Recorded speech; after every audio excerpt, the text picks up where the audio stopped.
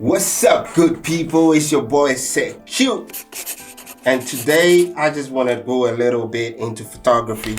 You know what it is. That's what I've been doing for years and years now. Should you go into photography as a business or simply keep it as a passion?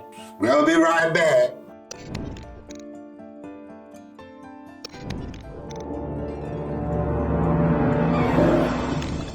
They call me Cute, and I've trained over 300 people in the field of photography and filmmaking in Ghana, a beautiful country in West Africa, y'all, where my Ghana people at. Passion is wonderful, passion is beautiful, passion keeps you going, growing and glowing, and all of that. I've got a bunch, and I know you do too. But if I were to take something that I'm passionate about, a hobby, and turn it into a profession, it will start to lose what it is that I love about it, because I wouldn't really have time to enjoy it. The process is all going to be about delivery. If I have to rely on them to pay the bills, then I should expect to get the same stress that every one of us, go through when they are working on their jobs and everything. But how do we know what to do when metamorphosing an activity that we love into a business? Let me break it down to you. Can you dig it? Yeah. When looking at photography as a hobby or as a business, these are 5 things that you should consider. 1, process versus efficiency. It's all about the process for you when photography is being pursued just as a hobby. You get to enjoy the process to the extent that you can take so much time conceptualizing, making costumes, shooting, and also you can take whatever time that you need to edit so you can achieve the vision for that particular image you want to create. All that is completely up to you. A lot of the process can become, quite therapeutic. You get to enjoy it like I do all the time. Can you dig it? Yeah. But when photography is being taken as a business now, that is a whole nother ball game. You really have to incorporate efficiency into that equation. Don't get me wrong, the process of creativity is still important in this case, but efficiency takes an equal seat next to it. Before I found out what I could really do in photography, I knew there was money in shooting weddings and events. So I thought of doing what everybody else was doing at that time. But then I realized that my editing process takes so much time that I cannot give the clients the photos that made them hire me. Before a client hires you, they go through your page on Instagram, they look at your website, they see your work, they love it, they hire you. But most of the time I realized that all these works that I put on my website, Instagram feed, and so on and so forth, are works that I actually did it out of passion.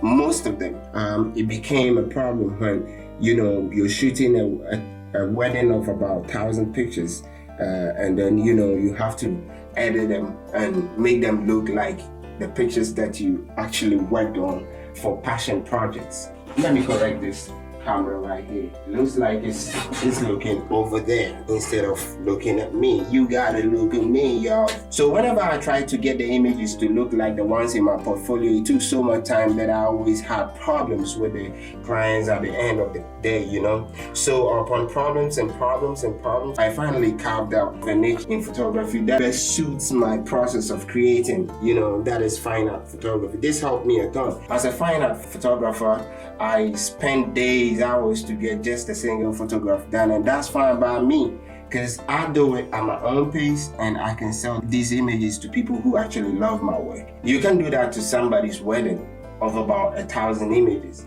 So it was just best for me to keep it on the passion side, you know what I'm saying? So process is important, but efficiency is equally as important when it is actually a business. Now, number 2, can you dig it? Is expression versus formula. When you approach photography as a hobby, then it could be all about you, the expression, your artistic values. But if it's a business, then you got to use the formula. 1 + 1 = 2. You get it? I'm not saying that you don't need to be creative when it comes to the business side of photography. I mean, that is how people get to hire you anyways. But for things to work efficiently, you need to have a formula, something that you actually stick to, a plan. so everything can work hand in hand. That way, when someone orders for a service from that photographer, they already know what they are getting because they've gone through your portfolio, they know what you can create, and so on and so forth. So most photographers are going to develop a style that clients will be expecting to get whenever they hire them. If ultimate expression, artistic variation, and creativity is of utmost importance to you, then you better stick to the hobby side of it and choose a niche that, wouldn't give you a problem. You know what I'm saying? Because no client is going to write you a check and say, hey, go express yourself, create whatever you want. We don't care what you create. We don't care about the outcome. Just create whatever you want and bring it to us. It doesn't really work like that.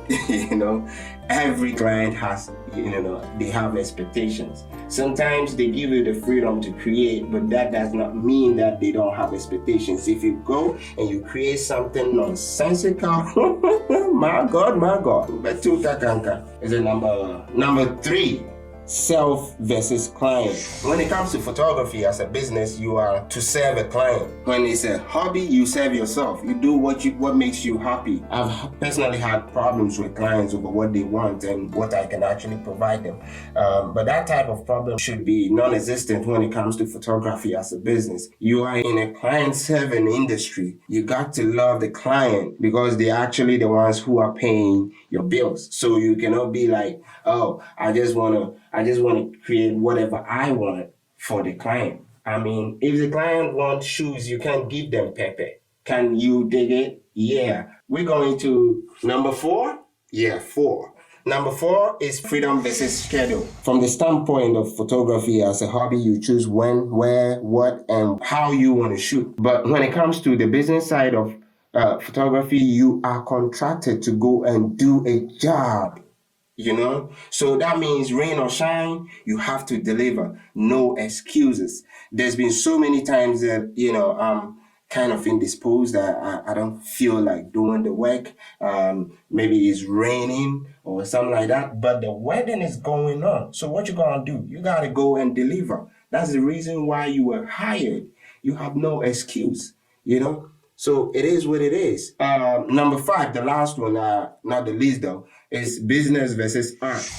Me as an artist, it seems that art part of me transcends into my business arrangements. So most of the time I try to do things that I think is right for the client. But then the client already have a vision for the art project or whatever they're working on. So if you don't want to have problems, you better find somebody who can do the business side for you and do it right for you. Instead of you try to push your results, whether they like it or not, onto them. You've got to understand that photography and the business of photography are entirely 2 different things. Normal photography can be done by anybody who has a camera. Just pick up the camera, do your thing, you gone, right? But even if, you're a pro and you're doing it for our sake, you don't have to do it at all if you don't feel like it. But once it's a business, you've been contracted to shoot and it's just one part of the story. Fine. There is another side of the story that would take about 80% of your time. That is the business side of it. Marketing, sourcing for clients, administrative management, human resource, taking money, accounting, delivering, doing taxes and so on, and everything that, everybody else does in their business environment. So when it's business, you definitely see that you have a lot on your table. So you really need to consider the fact that if you don't have business managerial skills, you need to hire somebody who can handle that part of the business for you. Can you dig it? At this point, these are 5 things that I would consider before going into photography as a business versus keeping it as a hobby. If you like the content of this video, just share this video with anybody that's thinking about stepping into photography as a business or just as a hobby. This will be great help to them. I wish I knew some of these things before I started my journey into photography. You know what I say? Yeah. Okay, so if you haven't subscribed to my channel, you can subscribe. You can leave a comment down there and let me know what you think. So that's it for this week. Next week, we're going to come back with some art. This is Seki.